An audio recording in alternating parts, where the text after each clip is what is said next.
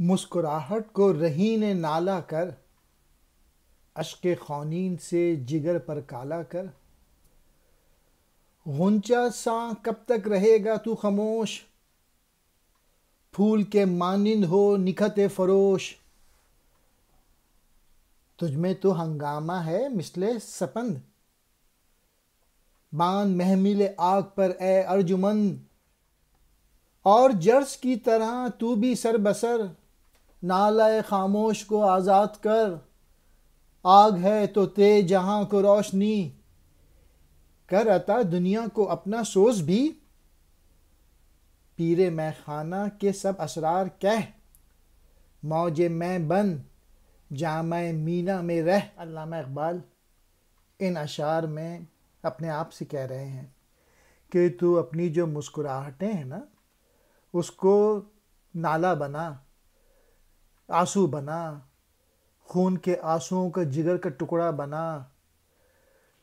یعنی تو سوز پیدا کر، تو درد پیدا کر، اور یہ سوز اور یہ درد جو ہے صرف اللہ تعالیٰ کی محبت سے ملتا ہے۔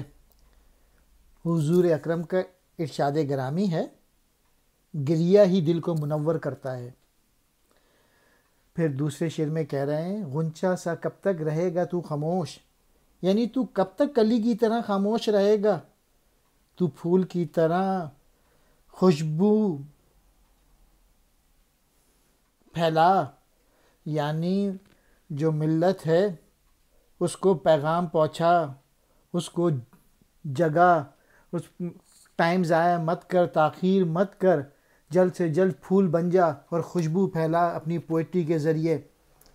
اور تیسرا جو شعر ہے، تجھ میں تو ہنگامے ہیں مثل سپند، یعنی تیرے دامن میں مثل سپند، یہ ہرمل کا ایک دانہ ہوتا ہے جو چٹک چٹک کی آواز نکالتا ہے، کہ اقبال کہہ رہے ہیں کہ تیرے اندر تو دانہ جو ہے مثل سپند، اس جیسا جوش موجود ہے، ہنگامہ موجود ہے، اور تو اپنے دل میں جو تیرے ہنگامے موجود ہیں اس کو تو باہر لا، اپنے جذبوں کو باہر لا پوئٹری کے ذریعے، تاکہ ملت تیرا پیغام سن کے اٹھے۔ اور جرس کی طرح، یعنی گھنٹی کی طرح، یعنی تو شور مچا، اور تو اس طرح سے زندگی بسر کر کہ جو تیرا اندر جو شور موجود ہے وہ باہر لوگوں کو پتہ چلے کہ تیرا میسج کیا ہے۔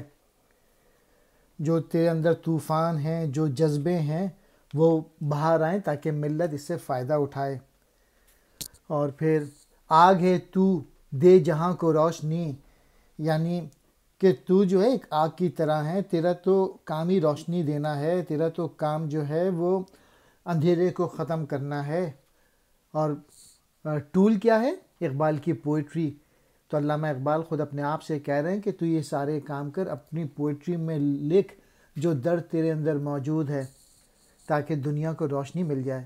پیر مے خانہ کے سب اسرار کہہ، اس آخری شعر میں مولانا روم کے متعلق کہہ رہے ہیں کہ اس سے جو کچھ سیکھا ہے اقبال، تو اس کو بیان کر، جو بھی مولانا روم کی باتوں سے سیکھا ہے اس کو اپنی شاعری میں ڈھال کے پیش کر، اور تو جو ہے شراب کی لہر بن جا اور سرائی کا لباس پہن لے، یعنی اسرار فاش کر دے کہ اپنے پیغام کی گرمی سے ملت کو جو ہے وہ جد و جہد کی طرف، عمل کی طرف، تاکہ نوجوان اپنی صلاحیتیں بڑھائیں، اس طرف لے کے جا۔